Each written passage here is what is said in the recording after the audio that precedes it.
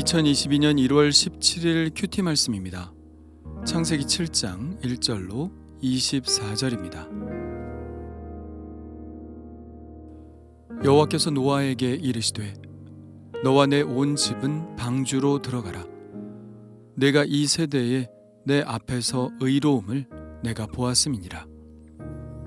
너는 모든 정결한 짐승은 암수 7씩 부정한 것은 암수 2씩을 4개로 취하며 공중의 새도 암수 7씩을 취하여 그 씨를 온 지면에 유전케 하라. 지금부터 7일이면 내가 40주야를 땅에 비를 내려 나의 지은 모든 생물을 지면에서 쓸어 버리리라. 노아가 여호와께서 자기에게 명하신 대로 다 준행하였더라. 홍수가 땅에 있을 때에 노아가 600세라. 노아가 아들들과 아내와 자부들과 함께 홍수를 피하여 방주에 들어갔고 정결한 짐승과 부정한 짐승과 새와 땅에 기는 모든 것이 하나님이 노아에게 명하신 대로 암수 2씩 노아에게 나와 방주로 들어갔더니 7일 후에 홍수가 땅에 덮이니 노아 600세 되던 해 2월 곧 그달 17일이라. 그날에 큰 기품의 샘들이 터지며 하늘의 창들이 열려 40주야를 비가 땅에 쏟아졌더라. 곧 그날에 노아와 그의 아들 셈 함 야벳과 노아의 처와 세 자부가 다 방주로 들어갔고 그들과 모든 들짐승이 그 종류대로 모든 육축이 그 종류대로 땅에 기는 모든 것이 그 종류대로 모든 새 곧 각양의 새가 그 종류대로 무릇 기식 있는 육체가 2씩 노아에게 나와 방주로 들어갔으니 들어간 것들은 모든 것의 암수라. 하나님이 그에게 명하신 대로 들어가매 여호와께서 그를 닫아 넣으시니라. 홍수가 땅에 40일을 있었는지라. 물이 많아져 방주가 땅에서 또 올랐고 물이 더 많아져 땅의 창이라매 방주가 물 위에 떠다녔으며 물이 땅에 더욱 창이라매 천하의 높은 산이 다 덮였더니 물이 불어서 15규빗이 오름에 산들이 덮인지라. 땅 위에 움직이는 생물이 다 죽었으니 곧 새와 육축과 들짐승과 땅에 기는 모든 것과 모든 사람이라. 육지에 있어 코로 생물의 기식을 호흡하는 것은 다 죽었더라. 지면의 모든 생물을 쓸어 버리시니 곧 사람과 짐승과 기는 것과 공중의 새까지라. 이들은 땅에서 쓸어 버림을 당하였으되 홀로 노아와 그와 함께 방주에 있던 자만 남았더라. 물이 150일을 땅에 창일하였더라. 아멘. 드디어 방주가 다 만들어졌고 하나님의 심판때가 가까웠습니다. 하나님은 약속대로 노아와 그 식구들을 구원하시기 위해 이렇게 말씀하셨습니다. 너와 내 온 집은 방주로 들어가라. 이 세대에서 내가 내 앞에 의로움을 내가 보았음이니라.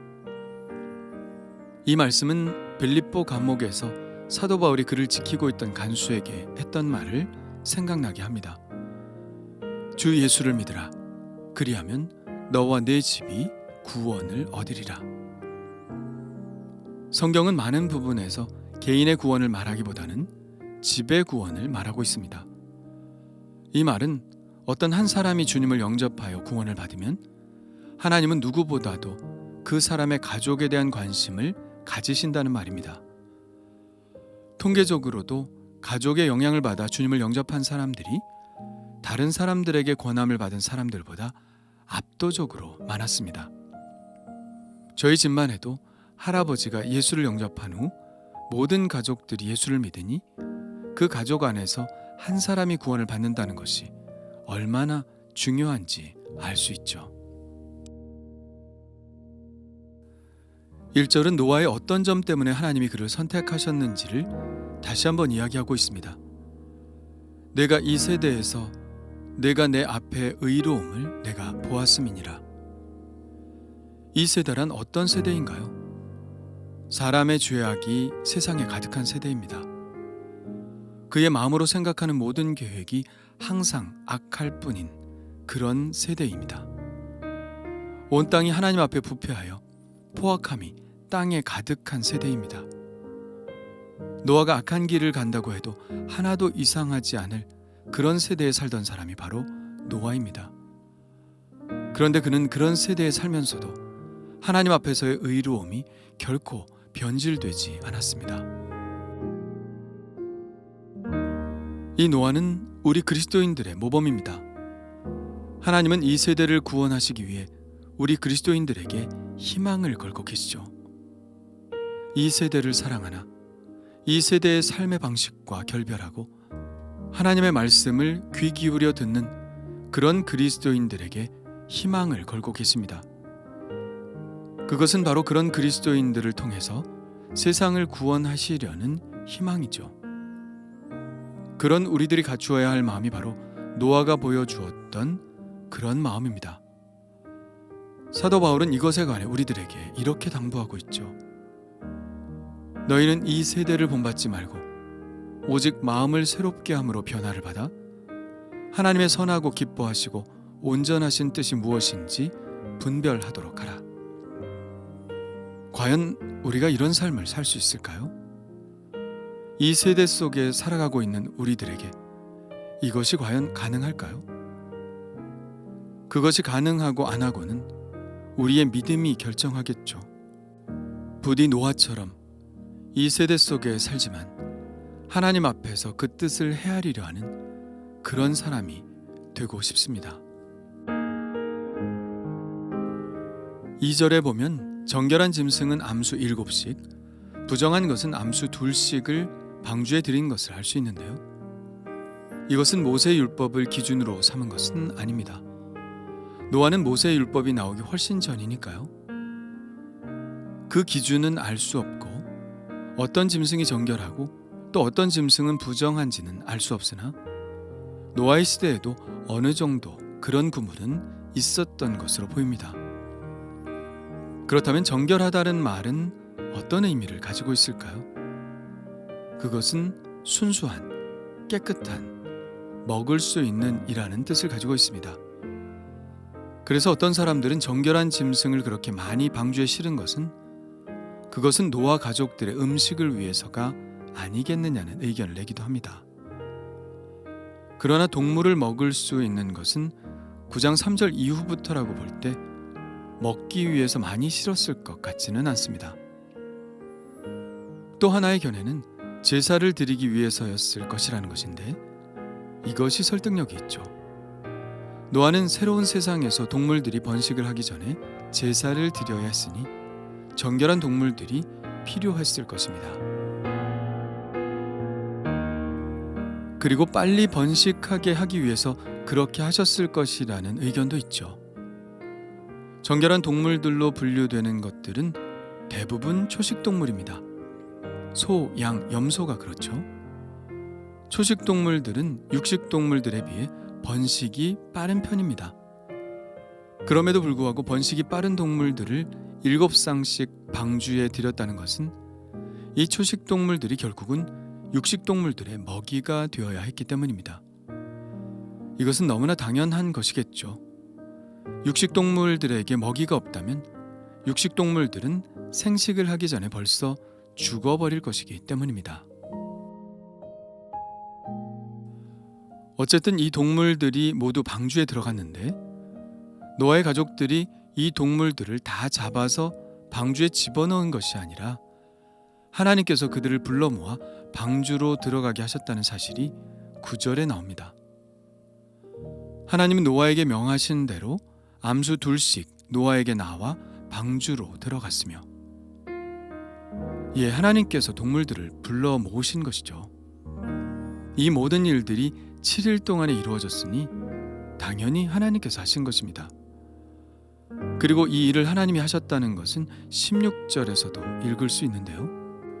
들어간 것들은 모든 것의 암수라 하나님이 그에게 명하신 대로 들어가매 여호와께서 그를 들여보내고 문을 닫으시니라.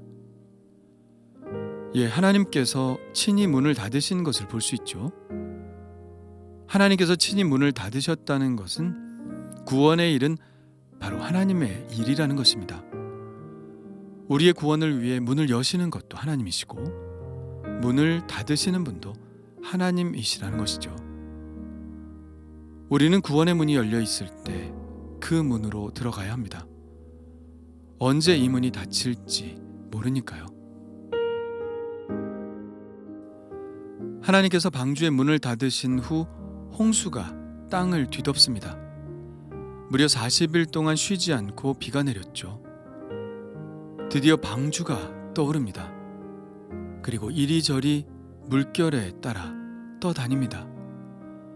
물은 쉴 새 없이 불어나 천하의 높은 산이 다 잠겼습니다. 20절에 물이 불어서 15규빗이나 오르니, 이 말은 땅에서부터 잰 물의 높이를 말하는 것이 아니라 방주가 반쯤 잠겼다는 것을 의미하는 것입니다. 방주의 높이는 30규빗이라고 했으니 물이 15규빗이 올랐다는 것은 방주가 반쯤 잠겨서 떠다녔다는 것이죠. 결국 땅 위에 움직이는 생물들은 다 죽습니다. 새도, 가축도, 들짐승도, 땅에 기는 것들도, 그리고 사람도 예외 없이 육지에 있어 그 코에 생명의 기운의 숨이 있는 것은 다 죽었습니다. 하나님의 말씀대로였죠. 그렇다면 하나님의 심판의 의미는 무엇일까요? 심판은 언제나 정결케 하는 행위입니다. 심판이 괜히 일어나는 것은 아니거든요. 죄에 대한 심판입니다. 하나님은 가나안 땅을 심판하시기 위해서 이스라엘 백성들을 사용하셨죠. 그것은 심판이었지만 사실은 가나안 땅을 정결케 하는 행위였습니다. 예수님은 십자가 위에서 심판을 받으셨죠. 하나님은 당신의 진노를 아들 예수 그리스도께 쏟으셨습니다. 그 심판의 의미는 무엇일까요? 바로 우리의 죄를 정결케 하시는 행위였습니다. 그렇습니다. 심판은 그 목적이 항상 정결케 하는 것에 있죠. 40일이라는 숫자도 바로 그 정결케 되는 것을 의미하죠. 모세가 광야에서 힘을 빼는 시간도 40년이었고 이스라엘이 광야에서 믿음의 연단을 받은 것도 40년이었으며 예수님도 40일 동안 금식하셨고 우리도 사순절을 지내며 스스로를 정결케 합니다. 하나님은 이 땅을 정결케 하시기 위해서 40일 동안 물로 깨끗하게 하신 것이죠. 구원의 방주 이야기에서는 노아만이 주인공이 아닙니다. 바로 우리도 노아와 같은 사람들이죠. 하나님은 지금도 이 일을 계속하고 계시고 우리가 이 시대의 노아가 될 것을 격려하시기 때문입니다. 우리는 애써서 구원받는 자들을 모으고 있습니다. 그러나 겸손해야 될 것은 하나님께서 모든 구원받는 생물들을 방주로 이끄셨듯이 모든 구원의 행위는 하나님께 달려있기 때문입니다.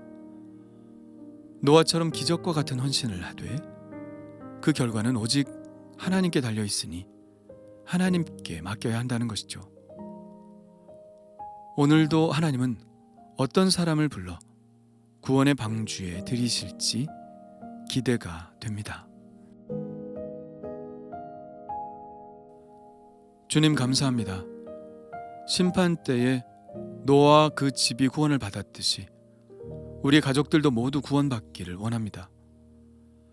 구원을 받는 것도 기적적인 일이지만 구원받는 것으로 끝나지 않게 하시고 노아처럼 주님의 일에 동역하는 자가 되게 하여 주옵소서.